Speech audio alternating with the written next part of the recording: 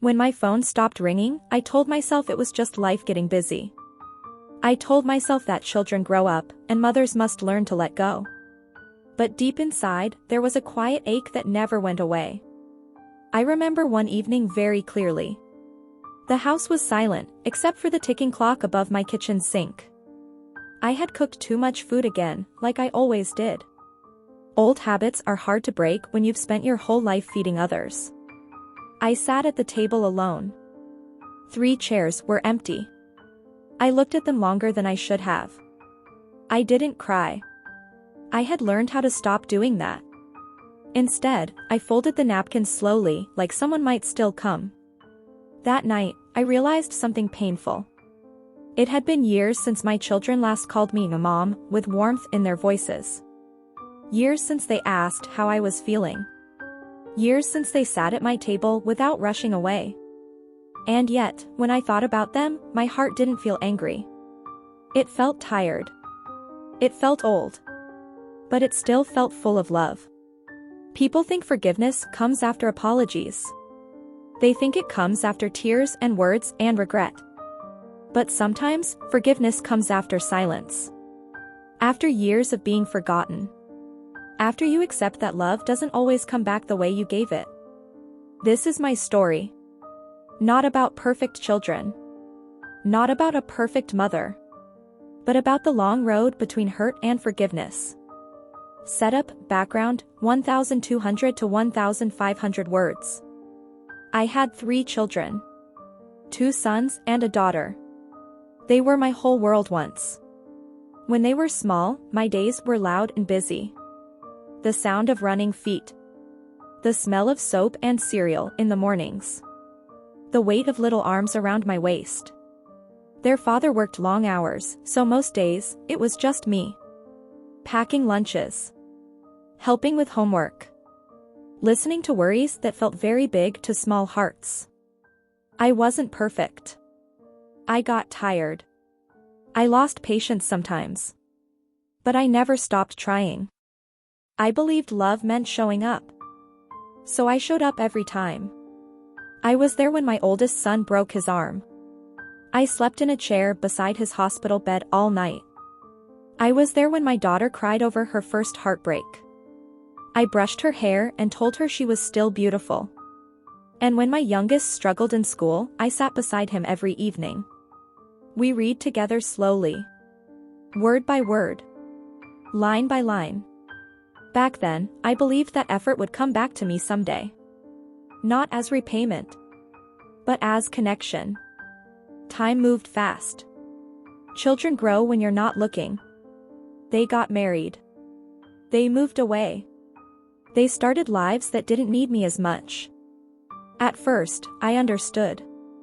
I told myself, this is how it's supposed to be. But little things began to change. Phone calls became shorter. Visits became rare. Holidays became complicated. I noticed I was always the one reaching out. Always the one asking. Always the one waiting. When I did see them, something felt different. Their eyes checked the time. Their smiles didn't stay long. I wondered if I had done something wrong. I replayed old conversations in my mind late at night. I searched for mistakes I might have missed. But no one ever said anything to me. Silence has a way of making you blame yourself. Rising conflict, early, 1,500 to 2,000 words. The first real break came quietly. I remember calling my daughter on her birthday. She answered, but her voice felt far away. "Mom, I'm busy right now," she said. "I'll call you later." She never did. I waited the whole day. Then the next. Then weeks passed. I told myself not to make it a big thing. I didn't want to be that mother. Soon after, my son stopped answering my messages. When they did reply, it was short. Polite. Distant. I began to feel like a guest in their lives. Someone who had overstayed her welcome without realizing it. One winter, I fell and hurt my knee. Nothing serious, but painful enough that I needed help. I called my oldest son. No answer. I called my daughter. Straight to voicemail. I sat on the couch with ice on my knee and stared at the wall. Not because of the pain, but because of the realization. I was alone. Days turned into months. Months turned into years. They didn't call on holidays anymore. They sent short messages instead. Hope you're well. Take care. I kept their childhood photos on the wall. I talked to them when the house felt too quiet. I never spoke badly of them. Not to friends. Not to neighbors. I told everyone they're busy. They're doing well. Because love still protected them in my heart. But late at night, I asked myself questions I was afraid to answer. Was I too strict? Too soft? Too present? Not present enough? I never got answers. And then one day, something changed. I received a letter. The envelope was thin. Plain white. No return address. I remember standing by the front door with it in my hand. I didn't open it right away. Something in my chest felt heavy, like it already knew what was inside. I carried it to the kitchen table and sat down slowly. The same table where my children once did homework. The same table where I cut birthday cakes and wiped spilled milk. My hands trembled as I opened the letter. It wasn't long. Just a few paragraphs. Written neatly, carefully, like someone choosing every word to avoid blame. They wrote together. All three of them. They said they needed space. They said they felt smothered growing up. They said my love had been too much. They said they were not angry. They just wanted distance. I read the letter 3 times. Then a 4th. I didn't feel anger. I didn't feel shock. I felt something quieter. Something deeper. I felt erased. I folded the letter and placed it beside my plate. Then I stood up and washed the dishes that weren't dirty. That night, I didn't sleep. I sat by the window and watched the streetlight flicker. I wondered how love could feel like a mistake. In the weeks that followed, I tried to respect their wishes. I didn't call. I didn't write back. I told myself that maybe this was what good mothers did. They stepped back, even when it hurt. But silence is loud when you live alone. Every sound in the house felt bigger. The refrigerator humming. The floor creaking at night. I stopped cooking big meals. I stopped setting extra places at the table. Friends noticed the change. They asked questions gently. Have you heard from your kids lately? I smiled and said, they're busy. That answer became my shield. But inside, I felt smaller every day. I began to question my memories. I replayed scenes from the past like old films. Had I hugged them too often? Had I worried too much? Had I made their lives feel heavy? No one teaches mothers how to stop being needed. No one teaches you how to disappear quietly. One afternoon, I went through an old box of photos. Their childhood faces stared back at me. Open smiles. Messy hair. Trusting eyes. I touched the edges of the pictures and whispered their names. Not in blame. Just in longing. I realized something then. Love doesn't disappear when it's rejected. It just turns inward.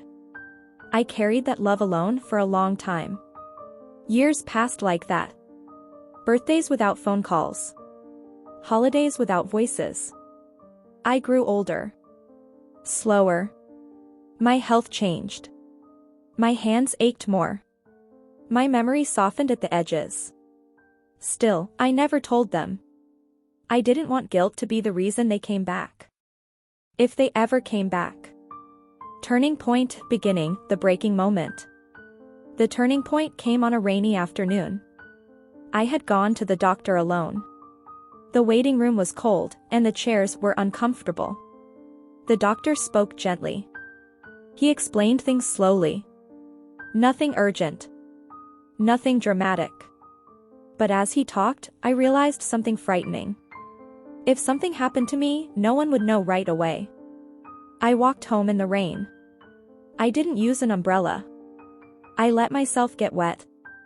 That night, I sat on the edge of my bed and felt very tired. Not just in my body. In my soul. For the first time, I allowed myself to ask a hard question.